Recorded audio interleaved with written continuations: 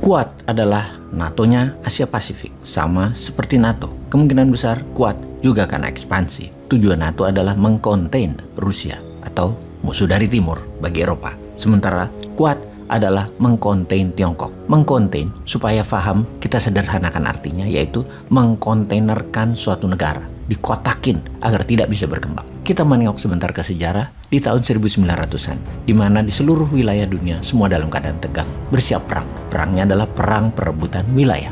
Perang perbatasan perebutan koloni untuk perluasan daerah jajahan. Jadi yang bersih tegang adalah sesama penjajah. Juga para penjajah tersebut di wilayah masing-masing juga menghadapi gerakan nasionalis anti para penjajah yang menggerogoti penjajah dari dalam. Pergesekan antara sesama penjajah misalnya membuat Inggris bersih tegang dengan Perancis di beberapa wilayah Afrika misalnya. Portugis dengan Spanyol di Amerika Latin. Intinya para penjajah seperti Belanda, Inggris, Prancis, Spanyol, Portugis, dan lain sebagainya di mana-mana, di banyak wilayah saling bergesekan, tegang, dan siap perang. Sementara di dataran Eropa, blok Jerman versus blok Inggris juga saling intai untuk bersiap perang. Itu hanya cermin sejarah di awal abad 20. Awal sebelum Perang Dunia Pertama yang memungkinkan sejarah berulang lagi sekarang. Di semua wilayah terjadi ketegangan, baik ekonomi maupun pertahanan dan keamanan. Dalam wacana militer saat ini, ada blok Rusia, juga ada negara yang netral, ada negara yang main dua kaki, dan ada yang oposisi karena takut dengan Amerika, padahal suka dengan Rusia,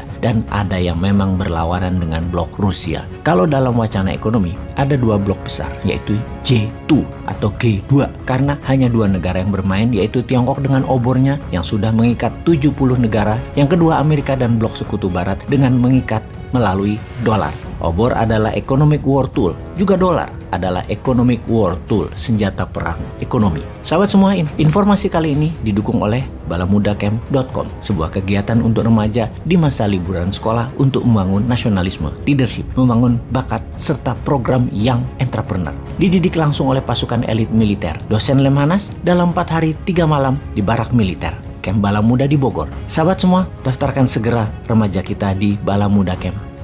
Kita kembali ke topik pembicaraan. Untuk memahami bernegara, kita melihat dua hal ini terlebih dahulu, di mana untuk menjadi negara besar, maka negara tersebut harus ada yang didominasi, harus ada yang ditaklukkan. Strategi luar negeri bernegaranya yang berdasarkan penaklukan, ada strategi berdasarkan economic approach atau pendekatan ekonomi, yang kedua adalah penaklukan dengan military approach atau pendekatan militer.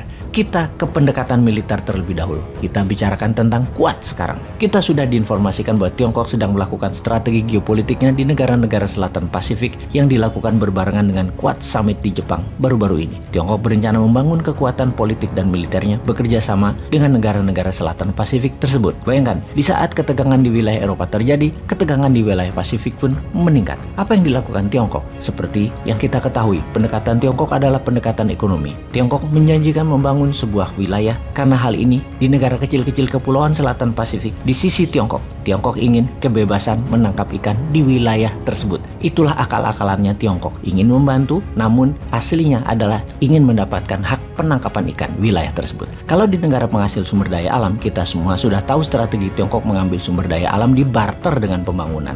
Negara Afrika dan Asia sudah merasakannya. Di negara selatan Pasifik, kekayaan hasil lautnya yang mau dibarter dengan hutang pembangunan infrastruktur dan kebutuhan bangunan lainnya. Untuk strategi tersebut, Tiongkok sudah menyiapkan strategi untuk mengendalikan pertahanan sebuah negara di selatan Pasifik tersebut. Selain dengan menawarkan pembangunan, juga kendali atas pertahanan, sumber daya alam dan narasinya, Tiongkok berniat melakukan kontrol natural security dan narasi agar terlihat Tiongkok adalah negara yang baik. Untuk melaksanakan hal tersebut, Menteri Luar Negeri Tiongkok, Wang Yi, minggu lalu, Wang Yi melakukan tur ke beberapa negara Pasifik tersebut. Bersamanya ikut 25 orang delegasi dengan membawa dokumen yang berisi dalam tanda petik pre-return deal, strategi Tiongkok untuk mendapatkan sumber daya alam laut negara-negara Pasifik tersebut. Dan ketika kembali ke Beijing, Wang Yi mendapatkan 10 persetujuan negara Pasifik Selatan dengan Tiongkok yang akan membangun versus penangkapan ikan Tiongkok di Pasifik. Ke-10 negara tersebut adalah Solomon Island, Kiribati, Samoa, Fiji, Tonga, Vanuatu, Cook Island, Papua Nugini, Niue, dan Mikronesia. Kemudian oleh Tiongkok hal ini dikibarkan sebagai salah satu strategi Tiongkok melawan Quad. Quad adalah kerjasama militer antara India, Jepang, Australia, dan Amerika di saat mereka lagi mengadakan summit di Jepang.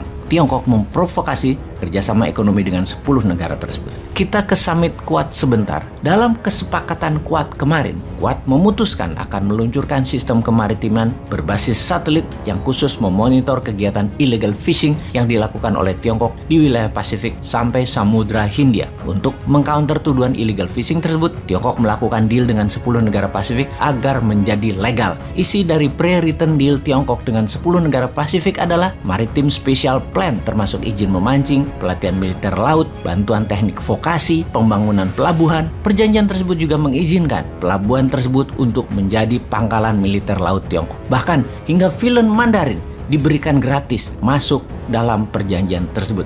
Kerjasama ini adalah kerjasama militer campur ekonomi selama 5 tahun dengan judul pembangunan ekonomi. Maka yang jadi pertanyaan adalah siapa yang paling diuntungkan? Maka Tiongkok mengatakan tentu negara-negara Pasifik tersebut yang paling diuntungkan, seperti kata Menteri Luar Negeri Tiongkok Wang Yi minggu lalu di berbagai konferensi media di negara Pasifik tersebut. Dengan ditambah bumbu kata-kata indah, bantuan kerjasama tersebut adalah no political string attached atau tidak ada ikatan politik apapun. Ini murni bisnis. Tapi saya dan Anda tahu banget maksud negara Tiongkok itu apa.